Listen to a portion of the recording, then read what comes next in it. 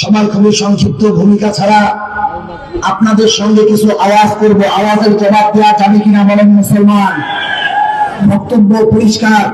বাংলাদেশ স্বাধীন হওয়ার পর থেকে বাংলাদেশের তৌহিদি জনতা টেকনাফ থেকে তেঁতুলিয়া, রূপসা থেকে পাথুরিয়া 56,000 বর্গ মাইলের মধ্যে সরসরা মুসলমান, সরপরা মুসলমান যখনই যে জায়গার মধ্যে যাকে ভোট দিয়েছে তাই আমাদের সঙ্গে প্রতারণা করে ক্ষমতায় গিয়ে মুসলমানদেরকে, বাংলাদেশের মানুষদেরকে, বাংলাদেশের মানুষের মুখের সামনে মুলাকে ঝুলিয়ে দিয়েছে। কথা বলেন ঠিক কিনা? বাংলাদেশের মানুষ এবার ঐক্যবদ্ধ হয়েছে। রংপুর সদর 3, রংপুর 1, 56,000 বর্গ মাইলে এবার লাভ উঠেছে। এবারে মার্কা হাত পাকে মার্কা। কথা বলে ঠিক কিনা? এই মুমিন মুসলমান, অনেকে তোমরা ভয় পেয়ে গিয়েছো, তোমরা মনে করছো ইসলামী আন্দোলন জিতে গিয়েছে। বক্তব্য পরিষ্কার। আল্লাহ রাসূলের পক্ষে কোন সাহাবাদের মধ্যে সাহায্য এসেছিল?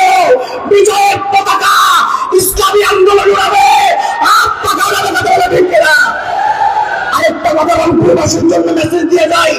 আমি রংপুরের ছাওয়া, রংপুরের ভাষায় বলে যাই, ভোটের দিন 12 তারিখ সকালবেলা উঠবেন, তাহাজ্জুদে উঠিয়া তাহাজ্জুদ করবেন, তাহাজ্জুদ করি ফজরের নামাজ পড়িয়া গায়ে গোসল দিয়া, গায়ে টাকা দেয়, পয়সা দেয়, গায়ে যদি টাকা দিয়ে ভোট কিনতে চায় ওর টাকা দিয়ে পকেটে তুলবেন। 12 তারিখ ফজরের নামাজ পড়ে এসে হাত পাকাতে সিল মেরে হাত পাকার বিজয় আনতে হবে। কথা বলে ঠিক কিনা? এই রংপুর সদর থেকে কোনো মার্কা আছে?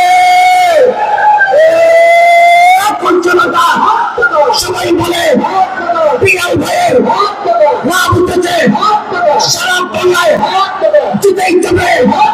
তোমার আবার আলাদা